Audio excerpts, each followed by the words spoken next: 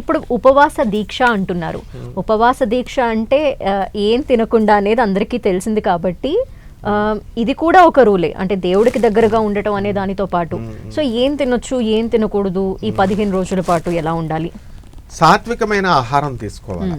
అంటే only vegetables, only fruits and only ఆకుకూరలు, పప్పు దినుసులు ఇలాంటివే. అంటే అది కూడా లిమిటెడ్ ఫుడ్.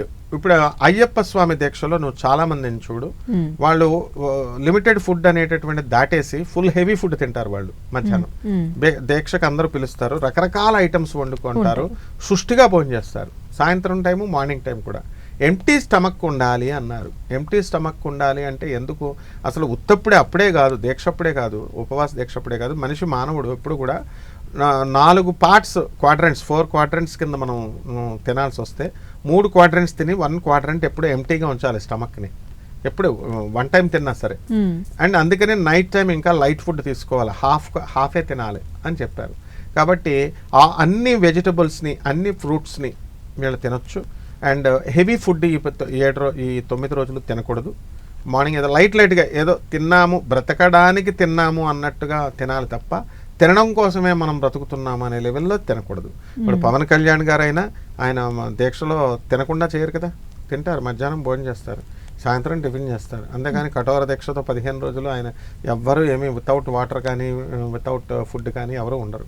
లిమిటెడ్ ఫుడ్ తీసుకుంటారు. అలాగే లిమిటెడ్ ఫుడ్, వెజిటేరియన్ ఫుడ్ తీసుకుంటే సరిపోతుందమ్మా, అదే నియమం. ఓకే. అలాగే నేల మీద పడుకోవటం అని, చెడు మాట్లాడకూడదని, ఇటువంటివి కూడా కొన్ని నియమాలు ఉంటాయి. సో ఏది పడితే అది చేసేస్తూ దీక్ష అని చెప్పకూడదు కాబట్టి ఈ దీక్షలో ఎలా ఉండాలి? ఈ దీక్షలో ఏది పడితే వాళ్ళు చెడు మాట్లాడడము, నువ్వు అన్నట్టుగా చెడు ఆలోచించడం ఇలాంటివన్నీ చేయకూడదు. అది ఏ దీక్షకైనా చేయకూడదు. అది చేస్తే మనకే నష్టము.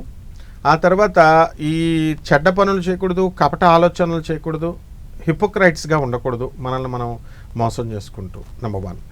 నెంబర్ 2, నేల మీద పడుకుంటే మంచిదే, కానీ నడువు నొప్పులు ఇలాంటి వాళ్ళు ఉంటారు. అటువంటి వాళ్ళు బెడ్ మీద పడుకోకూడదు అని అనుకుంటే దాని మీద బెడ్ మీద పడుకోవచ్చు. అంటే చేంజ్ చేసి వీళ్ళనంత వరకు టేబుల్స్ వేసుకోవడమో, లేకపోతే వాళ్ళ వీళ్ళని బట్టి బెడ్స్ కుదిరిన వాళ్ళు నేల మీద పడుకుంటే మంచిది. Next food limitations, vegetarian food. ఆ తర్వాత అబద్ధాలు ఆడకూడదు, ఇట్లాంటివన్నీ ఉన్నాయి. మరి అవన్నీ మనము ఇదైతే అయినప్పుడు మడి ఆచారాలు మనం వీలునంతలో పాటించాలి. ఇవన్నీ ఆచరిస్తే మాత్రమే అప్పుడే సిద్ధ అవుతుంది.